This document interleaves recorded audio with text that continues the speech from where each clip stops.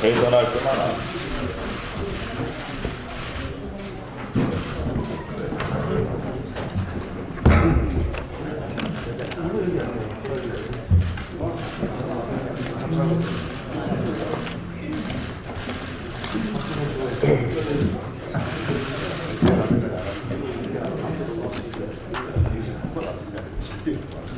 네, 추미애 당대표의 속개 선언으로 더불어민주당 제127차 최고위원회를 속개하겠습니다. 네, 127차 최고위원회의를 속개합니다. 추미애 당대표의 발언이 있겠습니다.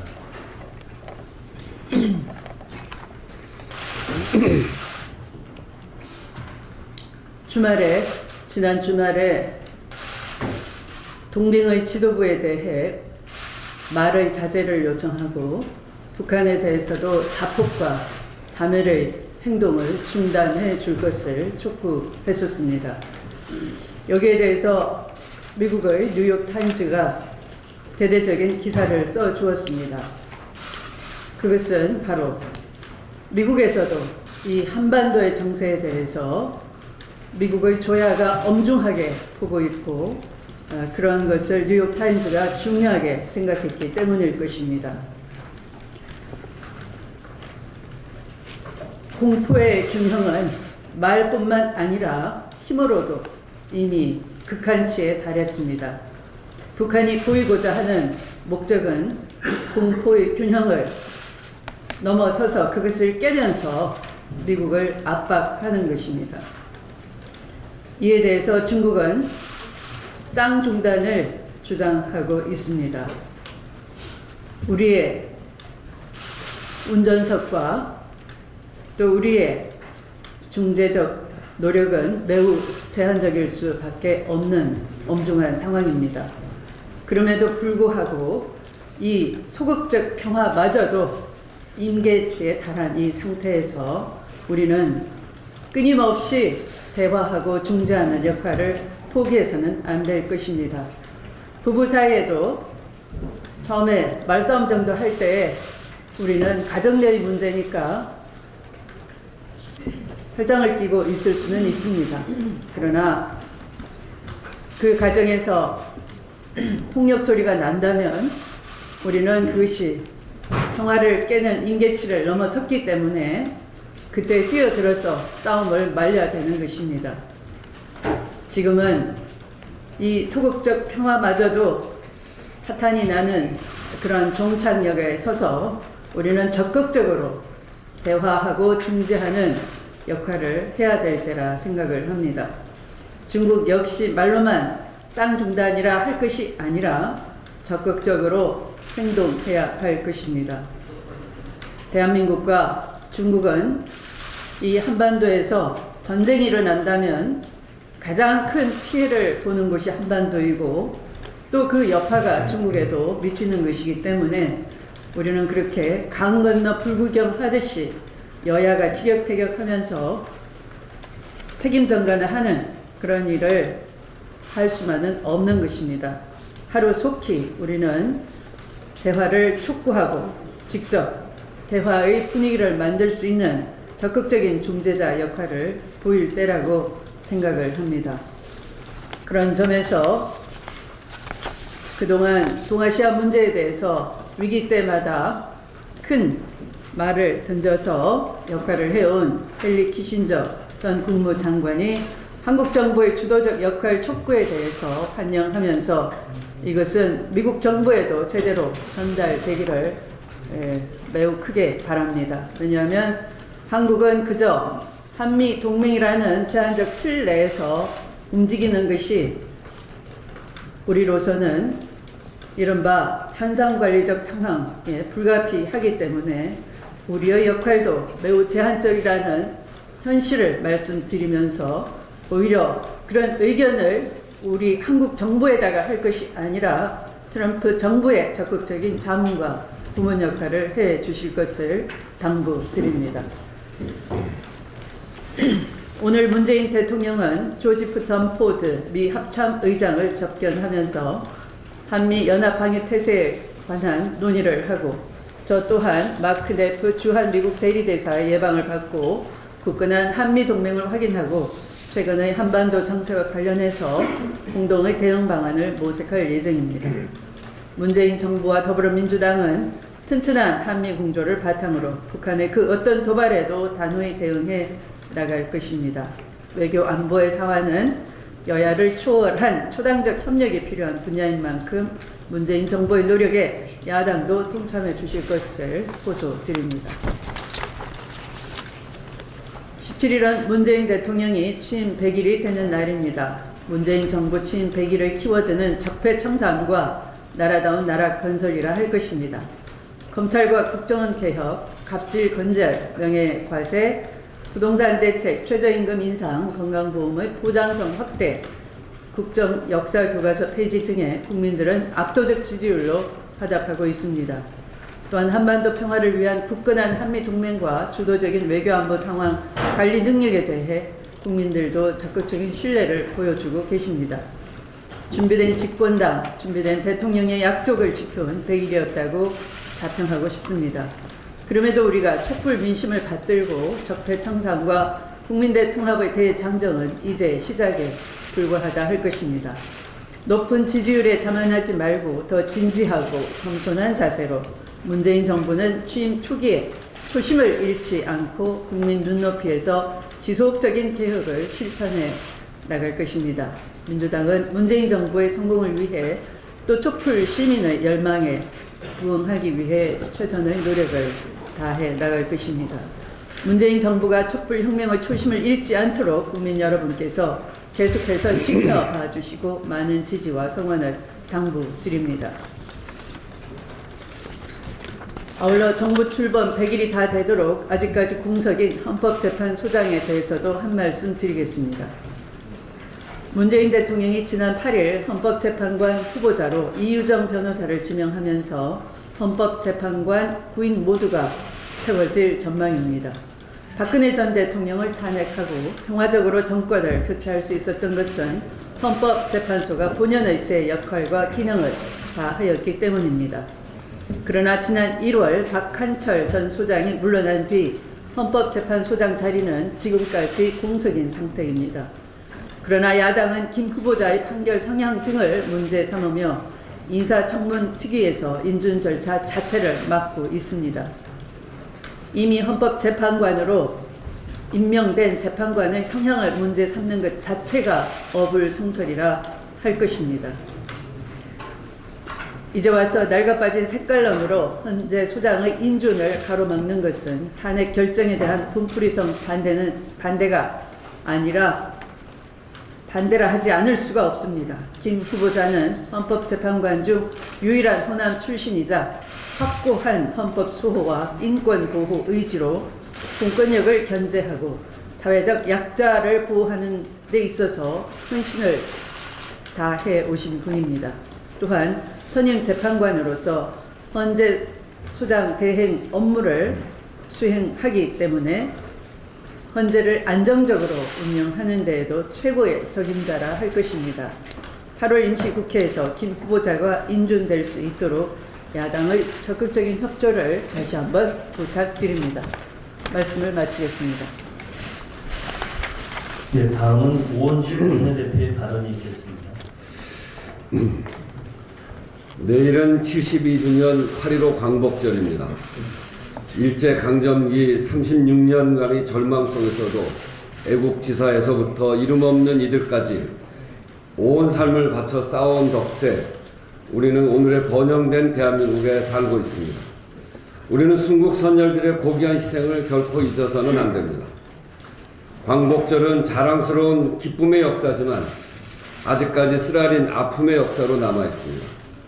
지난 12일 일제강점기에 영문도 모르는 남해 전쟁에 끌려가 노역을 살다 억울하게 희생당한 강제징용 노동자들을 기리는 강제징용 노동자상 제막식에 다녀왔습니다. 갈비뼈가 드러날 정도로 앙상한 몸과 한 손에는 곡괭이, 다른 한 손에는 뜨거운 햇빛을 가리고 있는 노동자상은 당시의 강제징용의 참상을 그대로 전달해주고 있어 마음이 아팠습니다. 개막식에 참석하신 강제징용 피해 김한수 할아버님이 늦어도 너무 늦었지 라며 흘리신 눈물의 후손으로서 참으로 죄송스러웠습니다. 용산역 노동자상을 시작으로 전 세계 곳곳에서도 노동자상이 세워져서 일제히 반인륜적 범죄를 알리고 당시 징용 노동자들의 진상규명과 피해 회복의 전기가 마련될 수 있도록 해야 합니다. 또한 오늘은 제5차 세계 일본군 위안부 기림일이기도 합니다.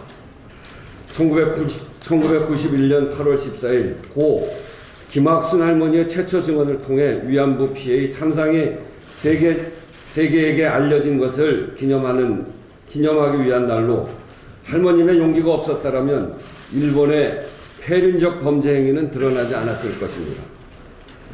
그런데 박근혜 정부는 반국민적 한일 위안부 합의를 통해 위안부 피해 할머니들의 피맺힌 절규를 외면하며 역사를 퇴행시켰습니다.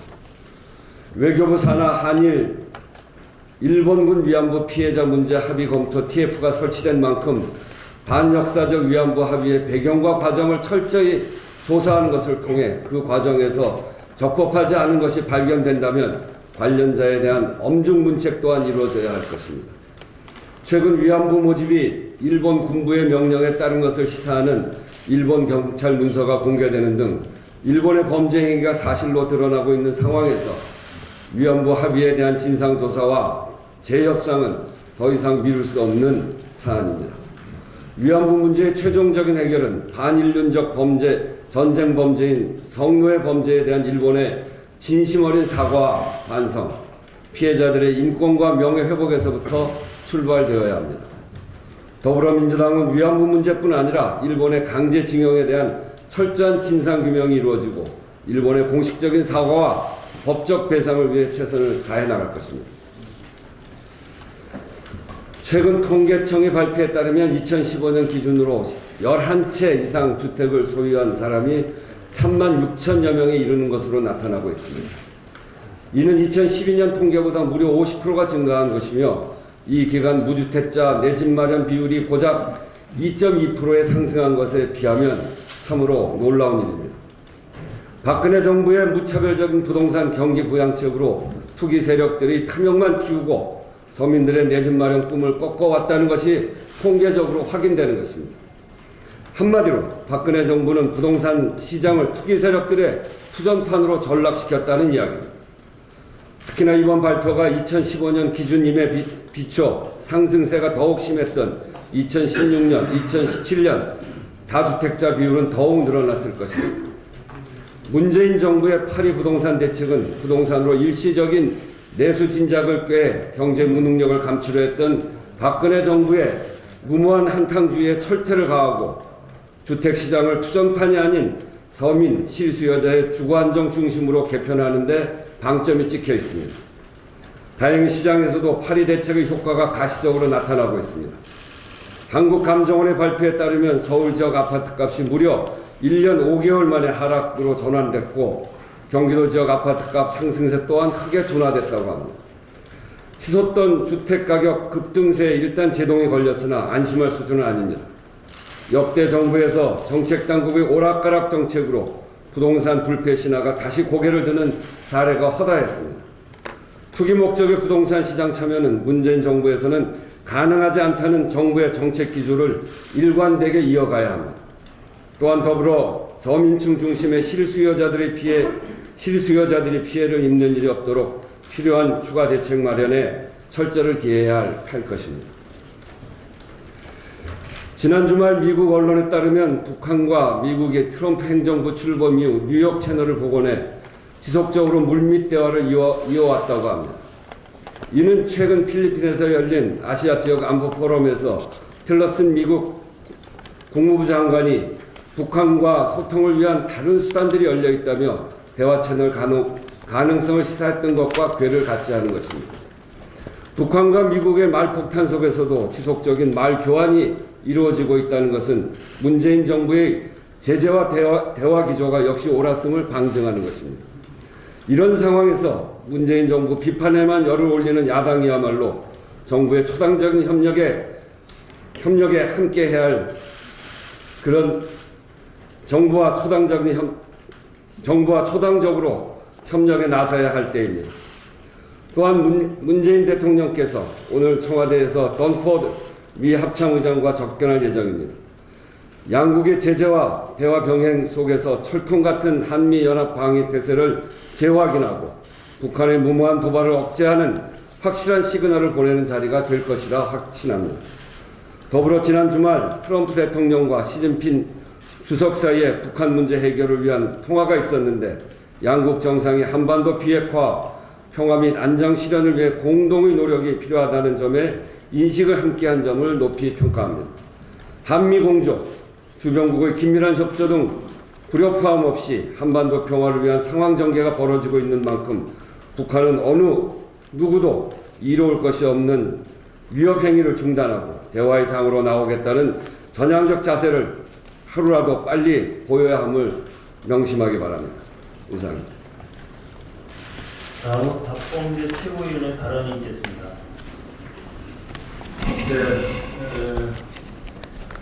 국정원이 정권의 안보기관이냐 아니면 국가와 국민을 지키는 안보기관이냐의 갈림길에 있습니다. 국정원을 진정 권력기관이 아닌 국민을 위한 기관으로 거듭나게 하는 데는 지금 현재 국정원 내부에서 일고 있는 감찰 TF와 적폐청산 TF와 국정원 개혁발전위의 역할과 그 소임에 달려있다고 생각합니다. 자유한국당이 국정원 적폐청산 TF에 대한 시비를 도가 넘고 있습니다. 정치 보복을 넘어서 이제는 불법 조직인이라는 주장까지 핍니다. 그러한 주장 중에는 국정원 내에 지금 만들어져 있는 국정원 개혁발전위원회와 국정원 적폐청산 TF의 위상과 기능조차도 혼동하고 있는 그러한 무지도 보입니다. 국정원 개혁발전위원회는 국정원장이 만든 국정원의 제대로 된 국민을 위한 기관으로 봉사하는 기관으로 거듭나게 하기 위한 제도 개선의 방점을 찍어두고 있는 그러한 자문기구입니다. 국정원 적폐청산 TF는 국정원장이 만든 국정원 내부의 정규 그러한 직제에 해당합니다.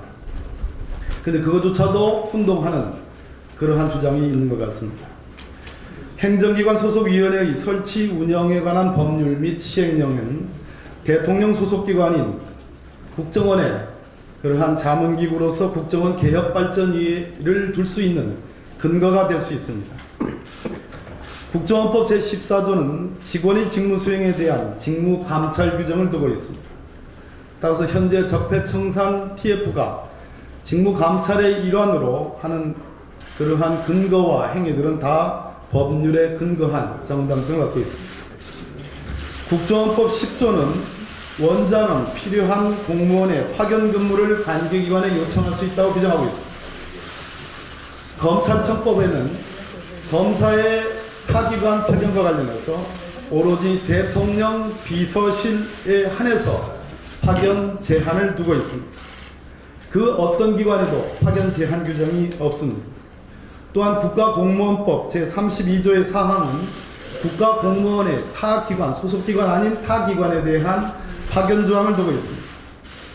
그랬을 때 현재 국정원 적폐청산 TF는 합법적이고 정당성이 있는 국정원을 진정한 국민의 봉사기관으로 거듭나게 하기 위한 그러한 직무감찰기관으로서 적법할 뿐 아니라 현직 검사를 파견함으로써 제3의 시각과 중립적인 관점에서 국정원의 적폐를 청산할 수 있는 제대로 된 인선이라는 점을 강조드립니다.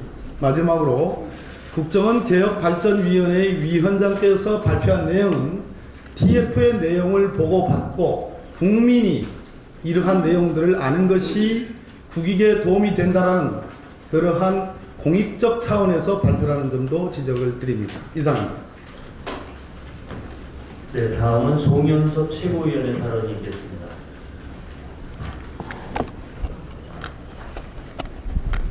문재인 정부 출범 100일을 앞두고 있습니다. 한국갤럽 지난주 조사 결과 문재인 대통령 직무 수행 지지도는 78%에 달했습니다. 최근 3주 연속 긍정률 70% 후반을 유지하고 있는 이유는 가장 먼저 국민과의 소통과 공감이었습니다. 두 번째로는 적폐청산 계획의지였고, 셋째로는 서민을 위한 노력, 일자리 창출 등 문재인 정부가 일하는 것에 대한 높은 평가였습니다. 문재인 정부는 그 태생이 민심의 광장이었습니다. 우리 민주당과 민심은 하나였으며 박근혜 탄핵에 지지지 않고 거침없이 정권 교체로 이어졌습니다. 따라서 국민과의 소통과 공감은 말할 나위 없이 제1순위 정치 노선이었습니다. 또한 문재인 정부는 국정농단 권력 적폐를 근본적으로 청산해야 할 역사적 책임이 있었습니다. 최근 박영수 특검 팀장을 중심으로 한 검찰 인사는 참으로 바람직합니다. 그리고 경제와 복지, 일자리 창출입니다. 최근의 건강 보장 대책도 좋은 평가를 받고 있습니다. 문재인 정부의 성공, 민주당 정권의 성공 여부는 결국 모두를 위한 경제, 바로 국민 개개인의 삶이 행복해지라는 나라를 건설하는 것입니다. 20대 국회가 출범할 때 해도 분명한 과제가 있었습니다. 바로 일자리 국회, 경제 국회였습니다. 과연 그 일을 제대로 해내고 있는지 되돌아보려고 지적하고 싶습니다.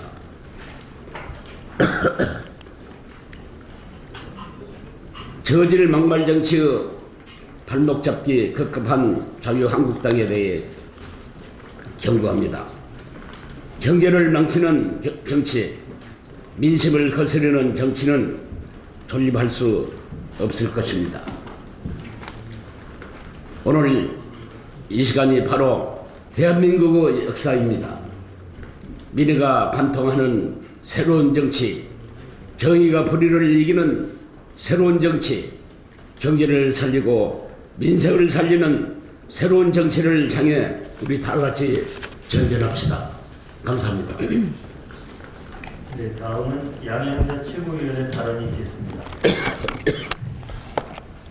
오늘은 일본군 위안부 피해자 기리일입니다. 1991년 진실을 세상에 처음 알리셨던 고 김학순 할머니의 용기를 다시 한번 마음에 새깁니다. 평화의 안식처가 되어주시는 나눔의 집 관계자와 인권의 소중함을 알리며 진실의 촛불을 밝혀주고 계신 국민 여러분께 감사드립니다. 지난 25년간 1295번의 세계 최장기 집회를 가했지만 아픔은 아물지 못했고 과거사 문제도 미해결 상태입니다. 진실에 등 돌린 일본 정부와 역사를 끝내 외면해버린 박근혜 정부는 피해자 할머니들과 국민께 큰 상처와 회한을 남겼습니다. 2015년 12월 28일에 있었던 과오를 우리는 바로 잡아야만 합니다. 피해자는 쏙 빼놓은 채 진실과 진심이 들어있지도 않은 위안부 합의는 최종적이고 불가역적일 수 없습니다. 최종적이어야 할 것은 일본의 사죄와 명예회복이며 불가역적인 것은 역사적 진실과 소녀상의 의미여야 합니다. 37분의 할머니들께서 살아계시는 동안 반인륜적 전쟁 범죄의 본질을 밝히고 마땅히 진실 위의 역사를 바로 세워야 할 것입니다. 민주당은 피해자 할머니들의 상처를 미약하게나마 치유할 수 있도록 무거운 책임감으로 최선을 다할 것입니다. 강경화 외교부 장관도 장관 직속 위안부 TF를 출범시켰습니다. 강 장관이 유엔에서 일하게 된 계기가 위안부 문제였던 만큼 진실한 마음으로 졸속 위안부 합의를 재검토하게 될 것입니다. 정현백 여성부 장관도 위안부 문제에 뚜렷한 소신을 갖고 계신 분입니다. 문재인 정부와 민주당은 위안부 피해 당사자인 할머니들 그리고 국내외 수많은 양심들과 함께 위안부 재협상을 위해 노력할 것입니다. 할머니들의 눈물을 닦아드리고 이 땅 위에 진정한 평화를 안착시킬 때까지 용기 내시고 건강하시길 기원합니다. 이상입니다.